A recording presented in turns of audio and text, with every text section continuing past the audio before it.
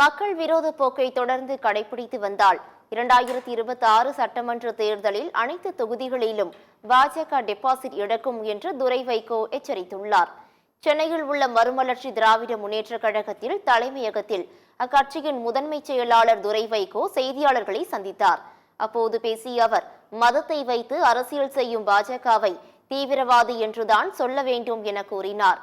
ஆனந்த் விகடன் இணையதள முடக்கம், விவசாயிகள் மீதான தடியடி ஆகியவற்றை குறிப்பிட்ட அவர், ஜனநாயகம் குறித்து பேசுவதற்கு மத்திய பாஜகவிற்கு தகுதி கிடையாது என்றும் சாடினார். ஒன்றிய அரசுடைய இந்த மக்கள் விரோத போக்கு தொடருமானால் வருகின்ற சட்டமன்ற தேர்தலில் 234 தொகுதியிலையும் எல்லா தொகுதியிலும் டெபாசிட் இழப்பாங்க. ஏன்னா அவ்வளவு தூரம் இது குறிப்பா தமிழ்நாட்டுக்கு பொறுத்த வரைக்கும் கொடுக்கிற நிதியை கொடுக்கறது கிடையாது.